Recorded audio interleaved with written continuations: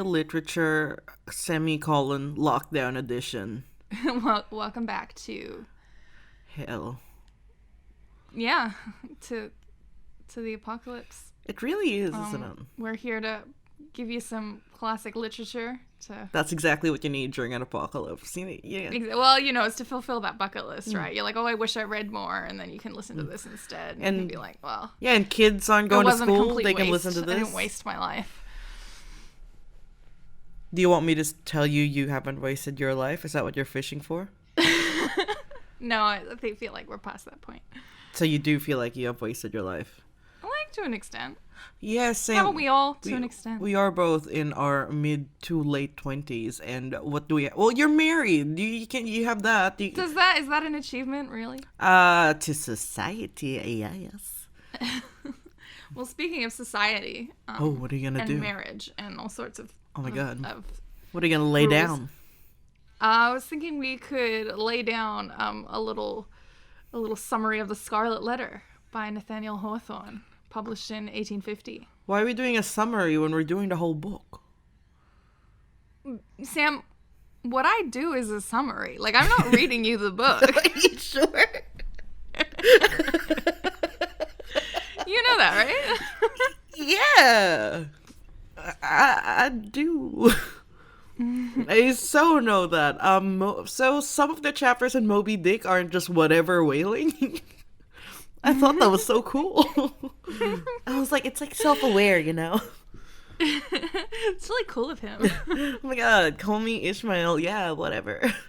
But all right, let's do Easy A, starring Emma Stone. Is Stanley Tucci in this? Yeah, we can cast her. No, is Stanley Tucci in the book? Oh, Stanley Tucci. Yeah, we can cast him too. Thank God. Why not? Yeah. So after a framing device where the narrator, who's not Nathaniel Hawthorne, but who is Nathaniel Hawthorne, is working at a customs house in, I believe, Salem, Massachusetts, in the 1800s. He finds in the custom house an old embroidered letter A. Oh. And so then the story proper opens with the image of a rose bush growing outside a prison door. Oh. So now we're back in the 17th century in Boston, so the 1600s. Oh, God. Back when like about 12 people lived there. Oh, my goodness. Are the Wahlbergs half of them? Yeah, the first Wahlberg. Hey, you see that letter A? Baseball. Oh, my goodness. Okay. Have you seen the Demi Moore one? Wait, Sam, I have a better idea than Stanley Tucci. Why don't we cast just Boston actors in every role? Chris Evans is a Bostonite. Is he really? Yeah, if you can hear it in when he's at interviews. He's like, yeah, my dad. That's not how he sounds. We can get Ben Affleck and who? Ben Affleck. Oh, yeah. I always say Affleck. I don't know why. I know. It's really disarming. It's like, who the fuck is... Like amoral or asymptomatic if it starts with an A. How do you say aardvark? Like there used to be a guy called Fleck. Ben Fleck, what? who he wasn't. So they were like, he's Ben Affleck. A singular Fleck. Yes, my father, the Fleck. Mr. Fleck, that's my father. Call me Ben. When does the A come in? I don't know. Oh, and Matt Damon. Matt Damon, the Wahlberg. So is we're in Boston. Which Wahlberg is Emma Stone?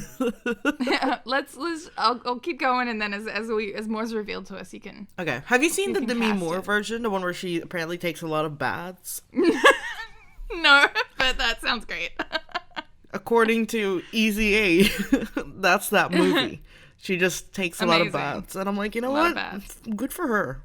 Good for her. It was hard back then. Cleanliness wasn't easy. It really wasn't. Like, I'm so glad we live in an age of showers, and and like people not hair throwing masks. poop down out of the window. Yeah, true. Okay, so this prison in Boston. The prison's door is heavy oak and studded with iron spikes. The narrator says no matter how optimistic they started out as a colony, they managed to make use of a prison and a cemetery almost immediately. Good for them. So, you know, as Puritan as they are, we still got death, we still got sin. Puritans, oh my god. It's like we're doing the Vivitch, but we genuinely are doing the Vivitch a little bit. Yes. You'll see. Oh my god. You'll see a bit more Sexy of that. Black Phillip here too. Ooh.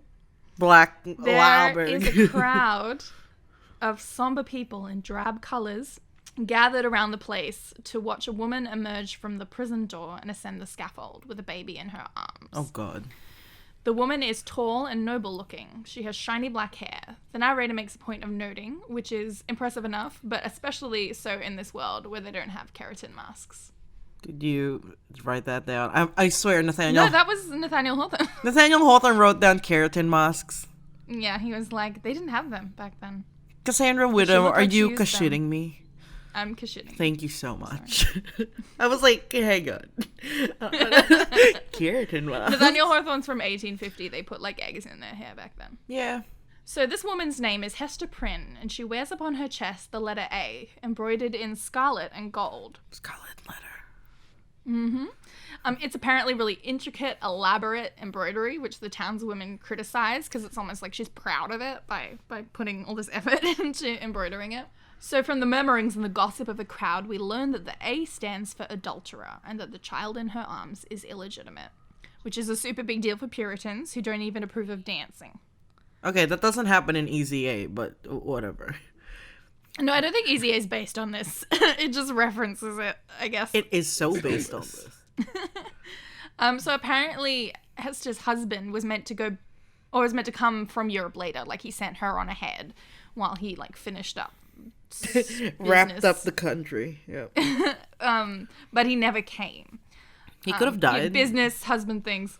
But he never came back. And so a lot of people presume he was drowned at sea. However, no confirmation of that.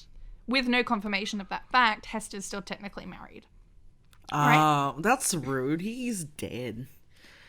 So where's the baby come from? Just around. Around. Did Alana tell you she saw a baby wrapped in like a brown paper bag? Like it was like a souvlaki.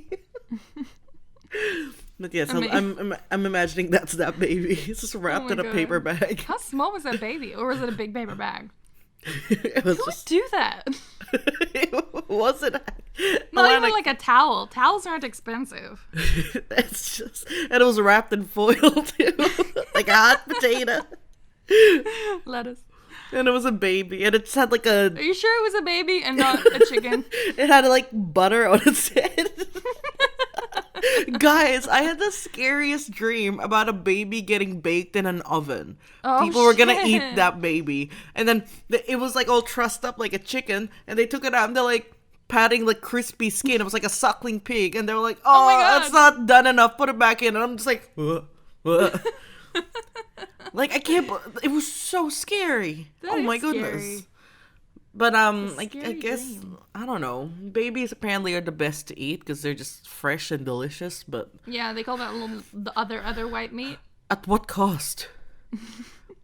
Like emotionally, at what cost? Well, I was gonna say like pretty cheap because you can just make them from scratch. Yeah. Here's Takes one a while, prepared though. Earlier. No, that's pretty good. It takes a while. Okay, so That's why where they did the call it a baby bun in come the from? oven. Are you drunk? No. I didn't even bring up my flask. Oh, Left no. it downstairs. So the beadle, who I guess is like the law person, I was gonna look up what job the beadle was. but I Sweeney didn't. Todd. It's like beetle. Yeah, exactly. That. He calls for Hester to stand forward, and he calls for a blessing on the righteous colony of Massachusetts, where iniquity is dragged out into the sunshine. So that's nice. Hester remembers her parents standing in front of their home in rural England, so she's a first-generation Bostonian. She's a pilgrim. She also remembers a misshapen scholar, much older than herself, who she married and followed to Europe. So that's Her dead husband, husband. yeah. Yeah. In her reminiscences, she unknowingly squeezes the child in her arms really hard, calling the baby to cry out. Oh, So she's God. kind of like dissociating. She's just like. Yeah. Oh my god, that poor baby in a paper bag. In the crowd, At the back, talking to a Native American man, Hester spots her husband. Whoa. I know. Whoa. Whoa. Where did he come from? England. He's dressed in a weird combination of European and Native American clothing, implying that he's been having a bunch of adventures while they've been apart too. Oh my god, he's been Pocahontasing. All the while she's been, like, in jail, in Rose jail. He makes a gesture to her that she should not reveal his identity, and which I imagine to be, like, the neck-cutting motion. Or, like this is, like... Or, like... the finger on the nose. Or, like, the pointing at the eyes and the... Or just, like... Shh. Just shushing. One of those. Anyway. I think he actually said, but I don't remember. He then turns to a stranger, so we kind of the camera pans over to him, and he turns to a stranger in the crowd to ask about her crime and punishment, explaining what did she do? He's been a captive of the Native Americans and has only just arrived in Boston. Alright. So yeah. So they tell him the whole story. The stranger tells him Hester is the wife of a learned Englishman and had been living with him in Amsterdam when he decided to emigrate to America. And he's like, I know, get to the good stuff. He's like, I know, but don't ask me how I know. Just the learned man sent Hester to America first and remained behind to settle his affairs. We went over this, but he never joined Hester in Boston. He remarks that Hester's husband must have been foolish to think he could keep a young wife happy. And he asks the stranger about the baby daddy, if anybody knows who he is. The stranger Anybody says, know whose baby that is? I'm just wondering, as an impartial person with no connection at all to this woman. No. The stranger says nobody knows. Hester won't spill the beans. And because of that, she has to stand on the scaffold for 3 hours and wear the A for the rest of her life. Now, the town fathers sitting in judgment on Hester are... 1, the paternal governor, Bellingham. 2, the wizened old Reverend Wilson. And 3, the young, delicate Reverend Dimmersdale. The 3 Wahlberg brothers. I don't know who the third one is. The non-famous The one. young, delicate Reverend is renowned for his eloquence and a religious fervor among the town. It's his job to demand that Hester reveal the identity of the father of the child. She says only that the child's heavenly father will take care of her, and she'll never have an earthly one. Oh. So he, lets it go. Old Reverend Wilson then steps in and delivers a condemnatory sermon on sin, frequently referring to Hester's Scarlet letter. He's just like, all right, I'm not gonna say who. Someone sinned. Not pointing any fingers. Yes, sir. My God. Imagine being Puritan. It just fucking sucks. Yeah. And the letter seems to glow to the crowd and burn with infernal fire. But she bears it all patiently. I'm hushing the baby when she begins to scream. The baby's a girl. Hester's not screaming. She's just hushing the baby. She's screaming. Shut up! Be quiet! I do like that it's an A, because every time it's just like, ah. You know, like that peanut butter baby? Mm-hmm. The one that's covered in peanut butter? And it's just like, ah. Or like batteries. Just a singular A battery. I don't know if that exists. I don't know if that exists either. Maybe if you split open a double A battery, that would be one. No, because they get smaller the more A's they are. Oh, what if it's a really big battery? I don't know. So after Hester's led back into the prison, she gets a visitor. It's her husband. Oh, great. So he's taken on the name Roger Chillingworth. Oh my God. He's here to provide her medical aid. Oh my God. She initially refuses to drink the medicine he offers. She wonders if it might be poisoned. But he tells her that his real revenge depends on her continuing to live. In the candid conversation that follows, he chastises himself for thinking that as like a misshapen old bookworm, he could keep a beautiful wife happy. Is he Quasimodo? Why did he keep saying misshapen? What's wrong with him? But he urges her to reveal the identity of her lover, telling her that he will find the dude out anyway, since he's 17th century Sherlock Holmes. He's like, you don't know who that is, but trust me, it's impressive. You don't know who that is yet, but that's really gonna get the kids later. It's good. It's like Marty McFly. Guess you're not ready for that, but your kids are gonna love it. When he was like, black people did not invent rock and roll. Yeah, it was me. She refuses to tell him, but eventually she does promise not to reveal his identity to anyone in the town. The reasoning he provides is not wanting to be associated with her and known as like a cuck, I guess. Oh, he doesn't want to be cocked. Fair enough. She figures he it's kind fair of cocked her by not coming back. Yeah, well, yep. She figures it's fair enough, but his demoniacal grin and obvious pleasure at her current tribulations lead her to speculate that he may actually be the black man in disguise, which here, of course, means the devil. Oh, I was like... The dark gentleman? Black Phillip? Oh, Black Phillip. He's in this. He wishes he was the sexiest Black Phillip. The Vavitch. Everyone go watch The Vavitch by... Roger Eggers, I'm pretty sure. Yeah. Robert Eggers. R.E. R.E. Old mate Ray. But just watch The Vavitch. It's so good. Vavud. It'll give you... good. It'll give you a lot of... For this book, it will give you a lot of, like, the context of and the feel of the time. You know what's really funny? funny? And they all talk like that in this. You know, like the little kids going thee and thou and stuff. How creepy it is. There is actually a movie of this book that people can just watch as well. Yeah, but I haven't seen it, so I can't recommend it. Demi Moore, in good conscience. So he might be the devil. After a few months, Hester is released from prison. Yes. Where's the Several baby? years pass. Sorry? Where's Yeah, the she's there. baby? Oh, She's in around. prison with her ma? Yeah. Ah, all right. Where else is she going to be? Who's going to look after her? The beetle? Yeah. He's just like, yeah, yes. Several years pass, during which she settles in an old abandoned cabin on the edge of town near the ocean. So it was probably abandoned, the narrator says, because it's impossible to grow crops out there. But it doesn't matter to Hester because she makes her money by embroidering. So although the artistry defies Puritan codes for fashion, burial shrouds, christening gown, and officials' robes are allowed to be like a little bit fancy. So she does a lot of embroidery for that stuff, and that's kind of how she makes her living. Surprised people are still giving her business since they think she's like a whore. Yeah, well, the embroidery that she does is so delicate and beautiful that the town sees it as fit to be worn even by the governor, despite its sinful source. Hester's work therefore touches all major events of life except, significantly, marriage. The town still feels that chaste brides might be polluted by contact with the products of Hester's hands. That's hilarious. And she has to wear an A even though she's just indoors. Yeah. Oh my god. It's like having to wear a mask when you're just indoors. Oh my goodness.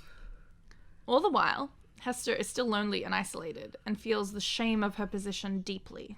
She devotes a lot of time to charity work, but even those she helps insult her. And they're like, I don't want your slut food.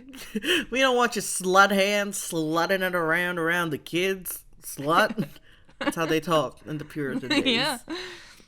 Hester's one consolation is her daughter, who she named Pearl, because she was, quote, purchased with all Hester had, her mother's only treasure. Oh. Yeah, nice. So for her part, Pearl is a defiant little child. Oh, no. The narrator suspects because, quote, in giving her existence, a great law had been broken. Yikes. Pearl has inherited all of Hester's moodiness and passion, and she constantly makes mischief. Hester loves but worries about her child. Pearl is an outcast to the other children. They don't let her play with them. They don't let her play reindeer games. She makes dolls out of sticks and things. She's Lilo and Lilo and Stitch. Yeah. Oh. So Pearl has like, does she have a lowercase a on her? Well, actually, like later on, they talk about how she's dressed in red. Like, Hester dresses her in like beautiful red velvet and stuff. Like really gorgeous, not quite Puritan things. So she is kind of like a living embodiment of the letter A. You know, she's the other mark. The other children, the Puritans in training, make believe their games are scalping Native Americans. What? They play going to church. Fun. And they also pretend to do witchcraft. I'm imagining literally those twins from The Bewitched. I know, they're so terrible. I be the witch of the wood. They're terrifying. It's the way they talk. I Little kids shouldn't know. talk like that. And it's just, they're dressed too much for children. They have too many clothes on that children should be Little wearing. adults.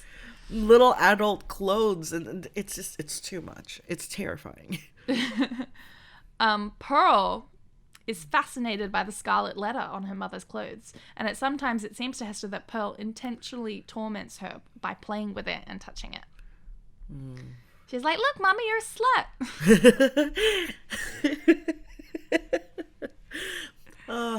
She's already the living reminder that she's Yeah. a slut. She doesn't need to rub it in. Pearl.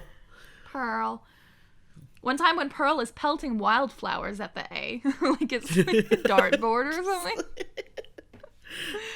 Hester asks her, quote, "Child, what art thou?" Pearl turns the question back on her mother, insisting that Hester tell her of her origins. Surprised at the impudence of a child so young, she's about like 3 at the time. Jesus. Yeah, Hester wonders, and she's going like, "No, you mother, tell me of thine." Like, it's creepy as heck. I know, like a little 3-year-old, and you're just like, what the fuck?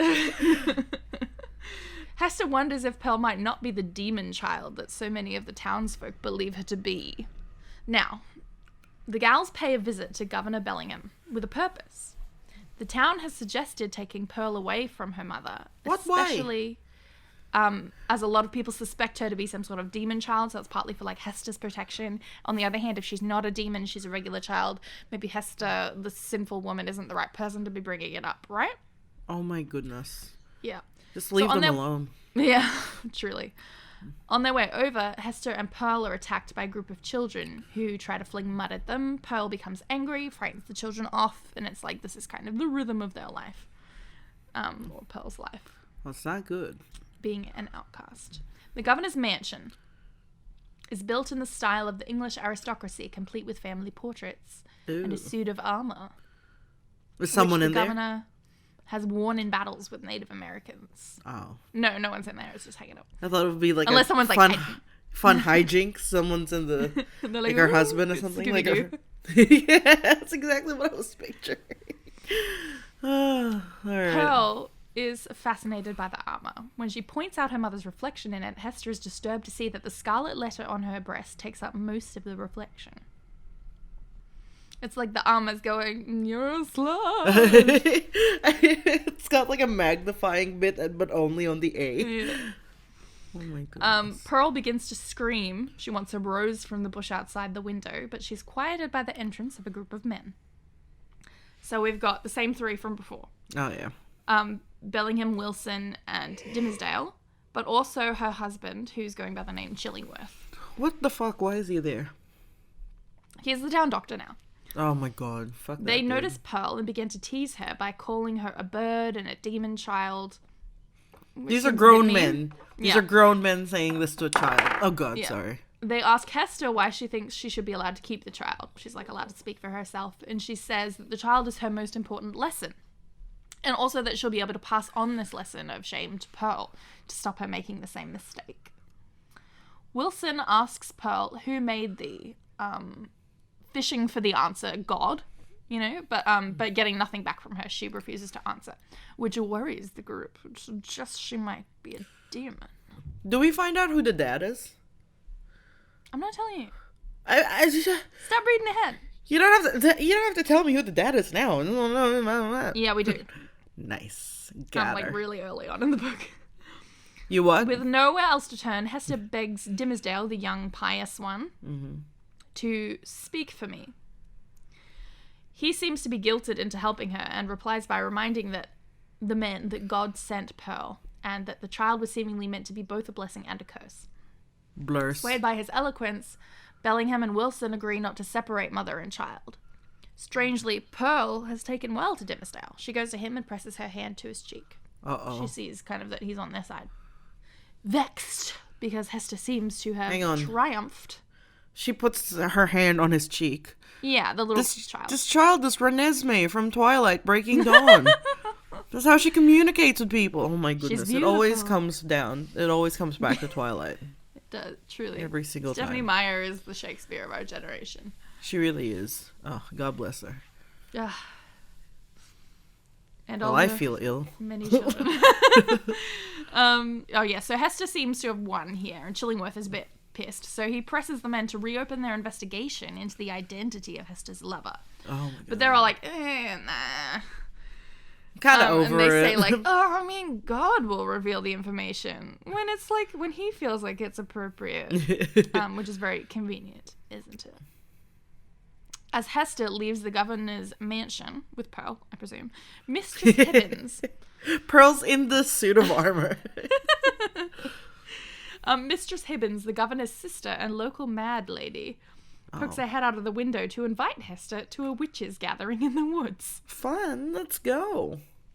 Hester tells her that if she had not been able to keep Pearl, she would have gone willingly. So it's almost like Pearl saved her mother from Satan. Chillingworth, the husband, has decided to incorporate himself into society in the role of a doctor. One he can easily enough fill with all his learning. He knows natural remedies from the time he spent with the Native Americans, and he's studied a lot in Europe and stuff, so he can be a doctor. And because the townsfolk have very little access to medical care because it's Boston and there's 12 people that live there in the 1600s, he's accepted immediately. They're very excited to have him. They're just like, sure. What should I do about this gaping wound in my arm? Hey, Doc! You ever seen a loose foot before? A loose foot. It's been chopped off. Hanging off. Yeah. Interestingly, the town sometimes refers to the doctor as, quote, a leech, which was a common epithet for physicians at the time. The idea was like you would put the leeches on and they would drain the bad blood. So it's like that's what doctors do, I guess. They suck onto their patients and suck out the ailment. I don't know. Puritans You got it in one. Fucking crazy. All right, let's go. Much to the community's concern, Reverend Dimmesdale has been suffering from severe health problems. He appears to be wasting away, and he frequently clutches at his chest as though his heart pains him. Because Dimmesdale refuses to marry any of the young women who have devoted themselves to him, Chillingworth urges the town leadership to insist Dimmesdale allow the doctor to live with him, so he can, take care of him. Why doesn't D-Man marry? Dimmesdale? Yeah. I don't know. Loves God too much. But, doesn't God want him to marry and make other stupid children or something? Is that what God wants? The two men take rooms next to the cemetery in a widow's home, which gives them an opportunity for the contemplation of sin and death. Fun. Which is what you want when you're moving in with a bro. Yeah. Want to talk about sin and or death? I'm in. The minister's room is hung with tapestries depicting biblical scenes of adultery and its punishment, while Chillingworth's room contains a laboratory that is quite sophisticated for its time.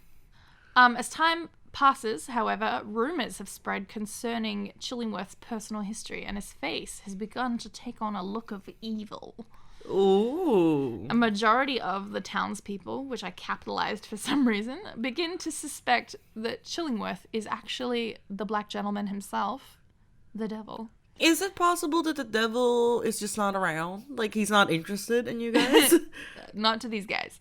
And they think he's come to wage battle for Dimmesdale's soul. Oh my fucking God. The devil is I doing can't too iterate enough that there's no TV here. The devil's too busy doing sexy cool things to bother your boring ass 12 people town. Right? Yeah. He's eating butter somewhere. And putting on pretty dresses. That's it. That's how you've made it. And you just eat butter. Just straight. So, one day, Dimmesdale questions Chillingworth as his doctor about an unusual looking plant Chillingworth has in his laboratory. He's got weed? Damn. Chillingworth remarks that he found it growing on an unmarked grave and suggests that the dark weeds are the sign of the buried person's unconfessed sin. Oh, for fuck's sake. All right. The two enter into an uncomfortable conversation about confession, redemption, and the notion of burying one's secret. Multiple secrets. Oh, the mayor fucked Esther. All right. As they speak, they hear a cry from outside. Through the window, they see Pearl dancing in the graveyard, hooking burrs onto the A on Hester's chest. Control your child. When Pearl notices the two men, she drags her mother away, saying that the black man has already gotten the minister and that he must not capture them too. Ooh. Devil Chillingworth- things that children say. Chillingworth asks, is Hester Prynne the less miserable, do you think, for that scarlet letter on her breast? Dimmesdale answers, I do verily believe it. He believes that the acute pain of his own private suffering is far worse. Oh, poor you. Oh, Yeah. Bummer. There's a lot of that. It must needs be better, he says, for the sufferer to be free to show his pain, as this poor woman Hester is, than to cover it all up in his heart. Oh my fucking god. Then wear a fucking, I don't know, P for problems on your shirt. P for problem. Like, That's our cartoon. Fuck this. I'm gonna sew P for problems onto all my clothes.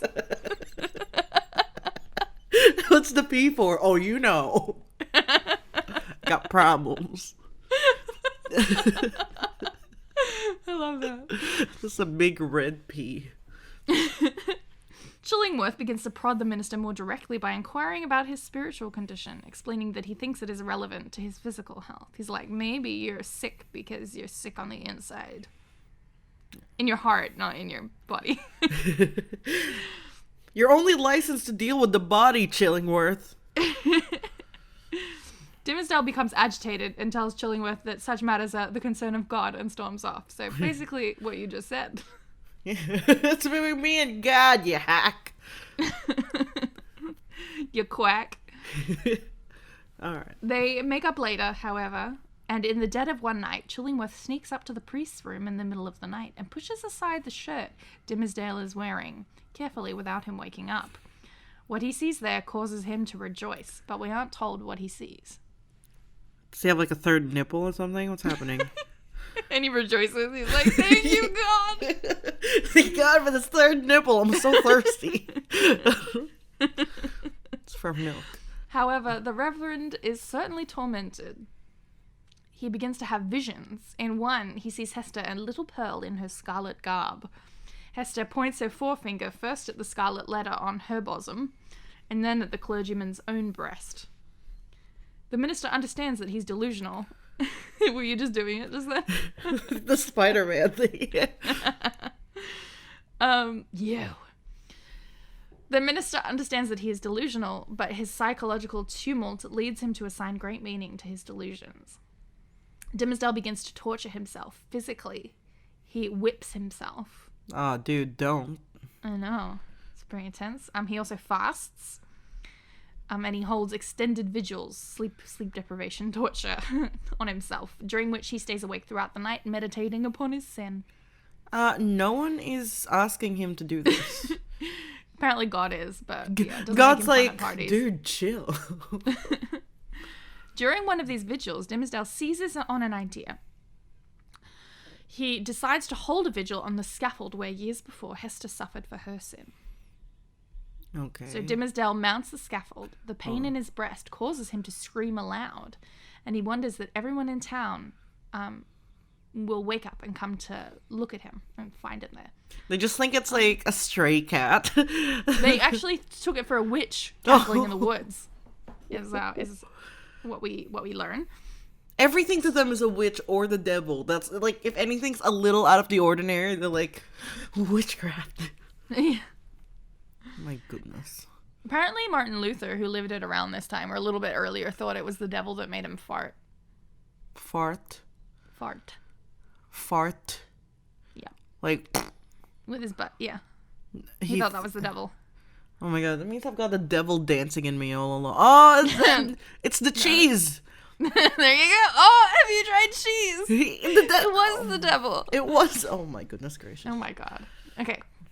He starts to lose it up a little up there on the scaffold. He sees Reverend Wilson, the older Reverend, walking past, and though he thinks he calls out to the man, he doesn't actually. It's almost like in a dream when you think you like, that kind of thing. Whatever.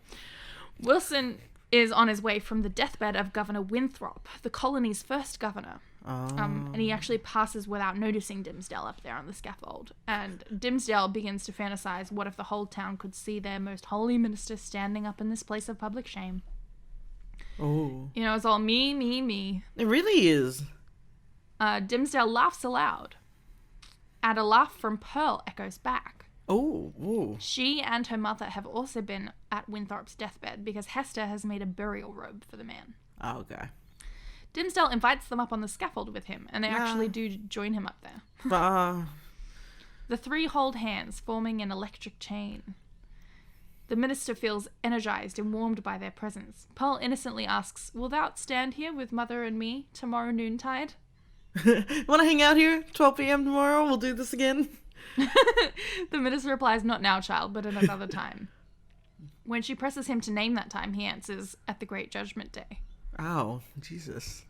Suddenly, a meteor brightens the dark sky, What? momentarily illuminating their surroundings. This is science Are you fiction? looking for the meteor? Sam's turning around and, like, looking for the... It's not here. It's in the book.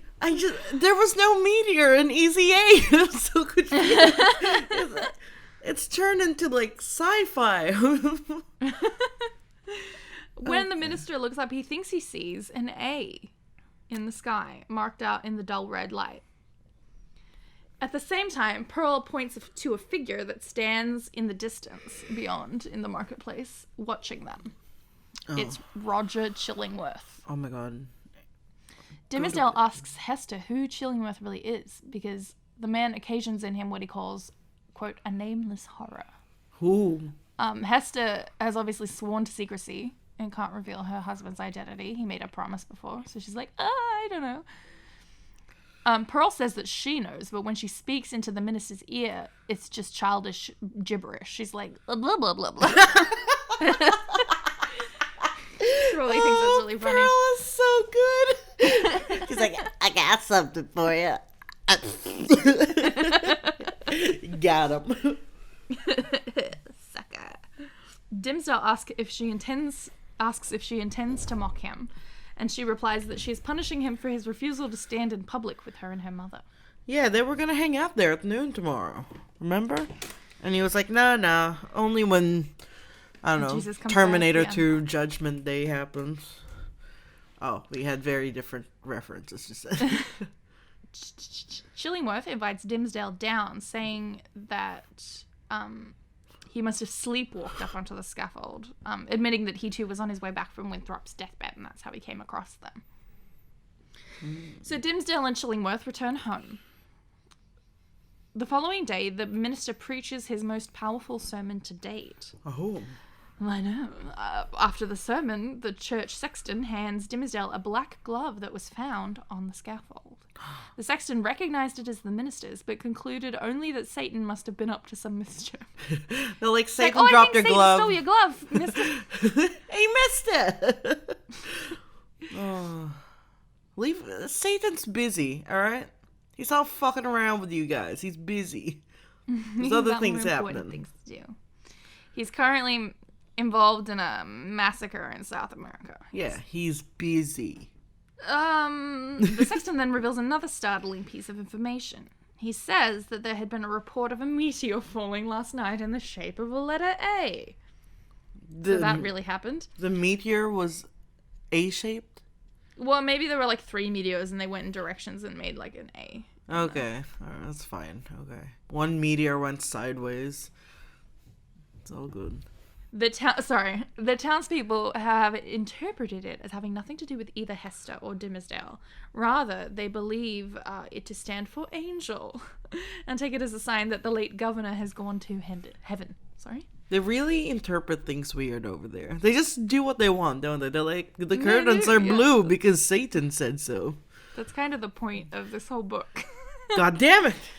Everyone's just doing what they want. Except for Hester. Yeah, poor thing. We skipped to 7 years after Pearl's birth, so she's a 7-year-old now. Thank God. Enough out of Hester is even more active in society. She brings food to the poor. She nurses the sick. She's still often scorned. However, the general attitude of the town towards her has softened, and people even interpret the A on her chest to mean, like, able. able to help you,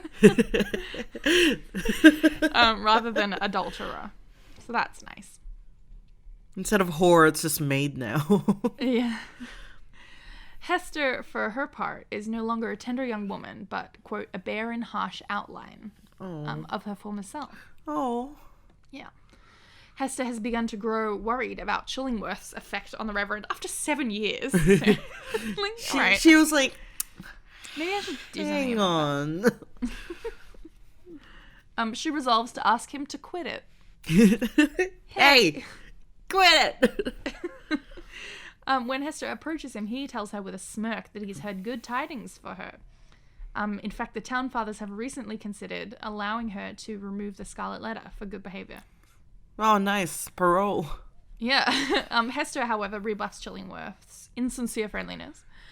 And she says that the letter cannot be removed by human authority and only divine providence. And when God's ready, he'll make it fall from her chest when he wants it to. Okay. She says I guess she's just tired of like people fucking with her and telling her what to do. She says she wants to tell the minister the truth about Chillingworth's identity. Nice. And it is clear at this point that Chillingworth knows with certainty that Dimmersdale was Hester's lover and the father of Hester's child, as we've all sort of worked out by now. And Hester knows he knows. Oh, That's his guilt that he's stressing about. So what was on this chest? Was it a hickey? And that's why he was like, yes! The narrator never says. I personally believe that it's the letter A that he carved into his own flesh. Out of guilt? Yeah. That makes sense, actually. That's what I feel like fits in with his character. It does. But it's obviously left open to interpretation. I say it's a hickey. Like a that's 3-year-old equally hickey. valid. That's equally valid. Thank you so much. Or like a tattoo, and it's like Hester, like, the mom tattoos. I love heart with an arrow. Yeah. Chillingworth is... A change comes over his face, and for a second he becomes the very embodiment of evil. Nice. And then he suddenly, realizes this is happening, and he, regrets it. And he's like, oh, man. Gotta get my devil face off. When I was a good guy. Remember when I was your husband? Your secret husband? And he actually blames her for transforming him into a vengeful fiend. Sure. He's like, do you know that this is all your fault? And she's like, okay. At this point, why not? As he walks away, Hester realizes she hates him, even though it's technically a sin to hate your husband. Oh, fuck's sake. It's not her real husband anymore. It's a sin that he's doing identity fraud. Thou shalt not. It's on the list. Thou shalt not fraud this identith. She and Pearl go down to the seashore, where Pearl, pretending to be a mermaid, has put eelgrass on her chest. Like seaweed is what I'm guessing that is. Eelgrass. On her own little chest in the shape of an A. Oh no, that's not one good. that is freshly green instead of scarlet. She's dressing up as a mermaid version of her mum. That's not good. Hester asks whether Pearl understands the meaning of the symbol on her mother's chest, and Pearl connects the letter to the Reverend's frequent habit of placing his hand over his heart, like he's being pained in his heart. Is the Reverend or cute? Has he just carved something in his chest? Sorry? Is the Reverend cute? Because he sounds old, but I'm guessing he's young, but he's weak and sickly, is the way he's described. And, it's said that a bunch of girls in this town have crushes on him. Oh, yeah, he doesn't want to marry. He's non-threatening. Yeah. I imagine him kind of, the guy who played Elton in Emma? That's kind of how I imagine him. Oh my god, yeah, that's good. That was a stupid frame with the music. Just a bit, wet. A bit weak. Wet? You described... Wet is an old-fashioned English way of saying, wimpy. Okay, okay. Limp. Sure. Is what I guess it's supposed to mean. I am learning too much about your marriage today for my liking. Stop it! Stop it! Quit it! Hey! Quit it! She has a skateboard. She's like, hey! Oh yeah, so Pearl's like, is it for the same reason that the Reverend puts his hand over his heart? And Hester's like, no. But Don't ask. Too unnerved by how close Pearl is to the truth, but she still decides not to explain it to her as she's still too young. She would have to explain sex first, probably, and then that would be a whole can of worms. That's too much, yeah. Do it later. Yeah, for the moment, we'll just... Don't worry about be it. mermaids. Hester's now resolved to tell Dimmesdale the truth about who Chillingworth really is. So she waits for him in the forest because she heard he often goes for walks there on his way to and from a native settlement where one of the men there is a convert to Christianity. Chillingworth's gonna fucking murder her, man. Alright, keep going. As they walk, the dappled sunlight seems to avoid them. It's like they just miss it when the sun's out. They they step into it and then the cloud comes over or whatever. Pearl runs ahead saying, "Mother!" And this is, again, weird because she's so young. "Mother," said little Pearl, "the sunshine does not love you. It runs away and hides itself because it is afraid of something on your bosom. It will not flee from me, for I wear nothing on my bosom yet." Fuck this bitch. Fuck this haunted child. She's the devil. As they wait for Dimmesdale to arrive, to appear, they sit by a little brook. Pearl asks Hester to tell her about the black man. Stop and asking. his connection to the Scarlet Letter. Apparently, Pearl overheard an old woman discussing Mistress Hibbins, you'll remember the witch from before, and others' midnight journeys to the woods. Apparently, according to this old woman, the Scarlet Letter is the mark of the black man. A figure emerges from the woods. It's Dimmesdale. Ooh. Pearl asks if it is the black man. And... What? Sorry, it's just like... that they called it a black man. That's fine. Racism, they whatever. could have called him the Dark Gentleman.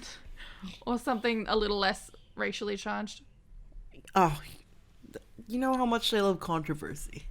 Yeah, and you know how much they hate black people too. So much, but they didn't know any at this point. They hated the Native Americans enough. They sure did. Pearl asks if it is the black man who is approaching them, and Hester, wanting privacy with the Reverend, urges Pearl to go play in the woods. She's like, "Go find a stick." But Pearl, scared and curious, wants to stay. Hester exasperatedly says, "It is no black man, it is the minister." Anyway, they sit down by a tree and join hands, Dimmesdale and Hester. She tells him the truth about Chillingworth. He's like, "How could you do this to me? Everything is your fault." Who says that?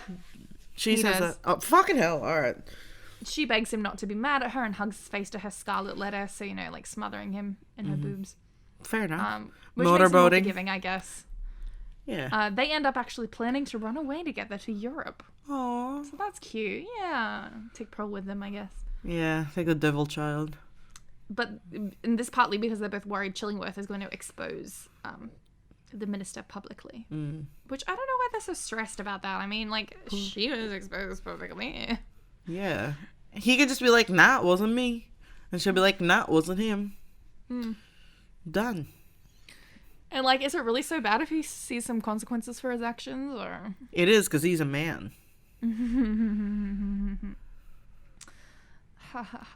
I know, right? Hester is so excited she actually tears the Scarlet Letter from her chest and flings it into the trees. Wow. Yeah. After she does it, it seems as if she's regained some of the beauty of her youth.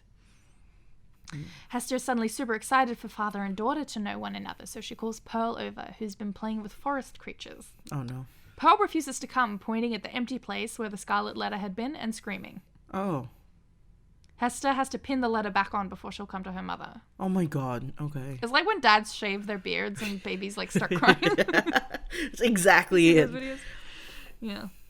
In Hester's arms, Pearl kisses her and, seemingly out of spite, kisses the letter. Hester tries to encourage Pearl to embrace Dimmesdale too, though she doesn't tell her he's her father. Pearl asks, "Will he go back with us hand in hand, we three together, into the town?" No, stop it. Stop trying to Because get he like will a not. Mexican wave coming. Because he says no, when he kisses her on the forehead, she rushes to the stream and attempts to wash it off. "Fuck you, Dad." That's exactly what she said. On his way home, Dimmesdale can hardly believe the new energy and excitement his change in fortunes bring. You know, usually he's a sickly, Sickly old dude. Man, Chillingworth's gonna fucking have a field day. He's gonna kill these three. Hester has become acquainted with a ship in town through her charity work that's bound to depart for England in 4 days. Dope. They've decided they're going to book passage on board. Dimmesdale's really pleased, actually. This is quite convenient because it will give him time to deliver his very special Election Day sermon. Election Day is a religious as well as civil holiday that marks the opening of the year's legislative session. Exciting. Just leave. And he thinks it'll be a fitting end to his career in the church before he bucks off. All right. Dimmesdale passes some church elders and can barely contain his urge to utter blasphemies to them. He's just like walking down the street like, God isn't real. Fuck shit. Like the boogie night, no, Saturday Night Fever walk with the paint cans. That's him. Yeah. And then more stuff. He encounters an elderly woman who's looking for a small tidbit of spiritual comfort. To her, he nearly blurts out a devastating, unanswerable argument against the immortality of the human soul. But something stops him. He's like, oh, maybe I shouldn't. Yeah, still got 4 days, man. He ignores a young woman who he's recently converted to the church because he fears that this strange state of mind will lead him to plant some corrupting gem in her innocent heart. Sure. Then he meets one of the ship sailors and wants to swear with him for a little while. They just sit down and they're like, shit. Then he passes a gang of children and he narrowly avoids teaching them naughty words. What is happening? Okay. He feels like he's possessed by the devil, although he's probably just excited. Yeah, it's the first time he's felt anything in so long. Other than shame, I guess. Is this the third act? Sorry? Is this the third act? Is this... Getting there, yeah. Finally, Dimmesdale runs into Mistress Hibbins, the boss-ass witch lady. She chuckles at him and offers herself as an escort the next time he visits the forest. Ooh. This interchange disturbs Dimmesdale and suggests to him that he may have unwittingly made a bargain. Bargle. Bargle. I love a good bargle. With Mistress Hibbins' master, who is obviously the devil. And no one's punishing her for some reason. I guess because she's rich. I know. I was just going to say that when you said she was like the witch. I'm like, why is she not up on the scaffold getting taunted? I don't know. It's all hypocritical, isn't it? When he gets home, Dimmesdale informs Chillingworth that he doesn't need any medicine anymore. And Chillingworth is like, fine, but suspicious. Dimmesdale has already started to write the sermon he is expected to deliver. It just occurred to me, what if Chillingworth's actually poisoning him? I know. Munchausen. Yeah, Munchausen him by proxy. Thank you.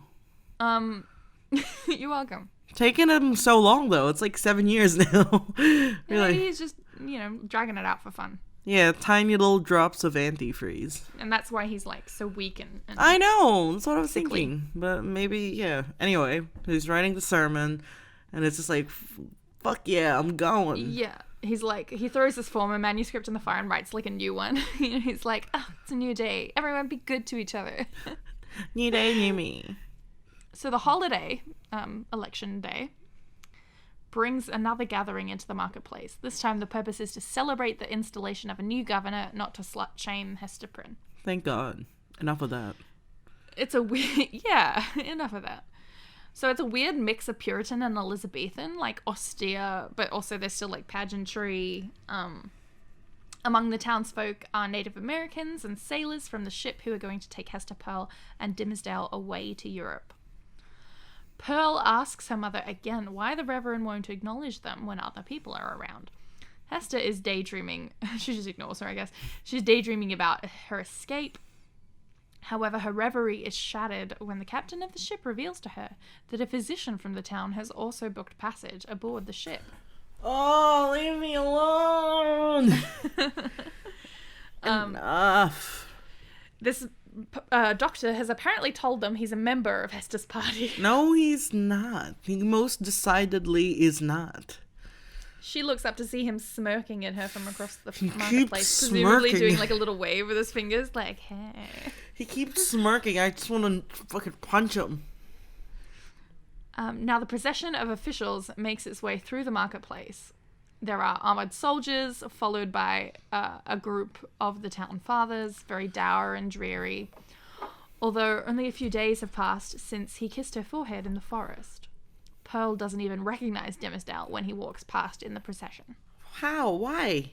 Because he's so different and aloof and probably wearing some floofy robes. Oh, yeah, and she's like, who that? Badass bitch, the Vavitch, The Mistress Vavitch. Hibbins. Yeah. Very elaborately dressed with like a triple ruff and a heavily embroidered stomacher, which is that like triangle section on the front of the gown. She comes to talk to Hester about Dimmesdale, saying that she knows those who serve the Black Band. Mistress Hibbins refers to what she calls the minister's mark and declares that it will soon, like Hester's, be plain to all. Oh, no. Suggesting that the devil is Pearl's real father. Mistress Hibbins invites the child to go on a witch's ride with her at some point in the future. No. Which sounds super fun. Why is this allowed? So she's not allowed to sleep around because her husband could be possibly dead. But then this crazy lady who's like, I want to ride a fucking Well, broom with she's me. the sister of the governor, so That's fine. yeah. Oh, but the narrator interrupts his narration of Oh. the celebration to note that Mistress Hibbins will soon be executed as a witch Oh, in what? this very town square. Oh my So, goodness. Vale, you crazy bitch. God When love is you. that in the near He's future? just like, soon this is going to happen, just in case y'all were wondering. we were. But not right now. We Okay. were, so thanks for that. Nathaniel. Sounds like a kind of guy you could steal lunch money from. Nathaniel. It just reminds me of in Enchanted, because that's the that's Timothy Spall's name, and Oh, is it? That's funny. yeah. So Nathaniel. that's all I'm thinking of, just him. But also he's the Beetle in Sweeney Todd, so he's in dual roles right now. Hester waits at the foot of the scaffold to listen to the sermon, which has commenced inside the meeting house. Pearl, who has been wandering around the marketplace unsupervised, comes back to tell her mother that Chillingworth has taken it upon himself to secure the travel arrangements for Dimmesdale, so she only needs to worry about herself and the child. Oh, for fuck's sake. Okay. Suddenly, Hester realizes that everyone around her is staring at her. Oh, no. Dimmesdale has finished his Election Day sermon, focusing on the relationship between God and the communities of mankind. Oh, no. It's so funny. I almost wasn't going to include that, but then I thought, what if Sam asks me what the sermon was about? I So I wrote it down. wasn't gonna, but thanks. You're welcome. He proclaims that the people of New England will be chosen by God, and everyone is super moved by that. That's something we all love to hear. Oh, as people start to file out, Dimmesdale hesitates, turning towards the scaffold. He calls Pearl and Hester to join him up there. He declares to the crowd that God has led him there. So he leans on Hester for support because he's very sickly. Again. Maybe with poison. Maybe. And he begins his confession, calling himself, quote, the one sinner of the world. Afterwards, he stands upright without Hester's help and tells everyone that he, like Hester, has a stigma. With the last of his earthly strength, Oh. Dimmesdale tears away his floofy ministerial robes. Grandmother, it's me. Anastasia. But he reveals, through tearing open his robes, on his chest, a sort of mark, which the narrator refuses to describe still. Oh, for fuck's sake. We know it's an A. And then he sinks to the scaffold. The crowd recoils. Chillingworth cries out, "Thou hast escaped me!" Which is very Scooby-Doo of him. If it wasn't for you and those meddling kids. Pearl finally bestows a kiss on Dimmesdale. Hester holds him. She asks him whether they will spend their afterlives together, and he responds that God will decide. He bids her farewell and dies. Thank God. Imagine knowing you're like dying. You're just like, see ya. You just pass away. Oh my goodness. The narrator takes a step back and tells us what happened after these events, in the way that like a documentary will have like little written summaries. Yeah, oh my God, what after happened? these. So-and-so now lives in a house on the seashore with her husband, or whatever, Apparently, most people couldn't agree on what they saw that day. A lot saw a red A, like Hester's. Some thought it was Chillingworth's magic. Others from the minister's self-torture, like he carved it in himself or something. Which is what I think. Yeah. Or is it just appeared, it manifested itself from his remorse? No. Now, others say that there was nothing on his chest. They were too far back in the seats. They couldn't see. They're just like... Cheap seats. They're just like, oh, no, I can't, nah. Chillingworth, with no one to take revenge on, wastes away and dies within a year. Leaving a sizable inheritance to Pearl. Nice. Hester and Pearl disappear on an adventure. In their absence, the story of the Scarlet Letter turns into a legend. One year, Hester returns alone and resumes her charity work. It's rumored that I think Pearl marries someone rich in Europe. Good for her. Yeah, I know, and just lives her life, thank God. Why would Hester come back to the slut-shamey town? I don't know. Maybe she likes it. She's used to it. By the time of her death, the A which she still wears has lost any stigma it still had. She's buried next to Dimmesdale, but far enough away from him to suggest that the dust, quote, the dust of the two sleepers had no right to mingle, even in death. Oh. However, they do share a headstone. Oh. That bears the scarlet letter A on a black background. And that is the end of the story of the Scarlet Letter. It's like the Da Vinci Code, but nothing happens at all. The Da Vinci Code? Oh, it's no. Like the bitch. I was thinking of the Da Vinci Code because he was like self-flagellating, and I was just thinking about Paul Bettany. True. And I'm just like, oh my goodness. But, ooh, it's a short one. It really was, yeah. Yeah, what'd you think about it? It's no one dies in Easy A, so I'm just so confused. I don't think Easy A is actually based on it. She wore the A, the Easy A. She wore it. Mm-hmm. It was there. It was red. She did, because they were studying the Scarlet Letter. Yeah, she had on lingerie in Emma Stone's shoes. So when does Demi Moore take all the baths then? I don't know. Yeah, nowhere in the book does she take that many baths.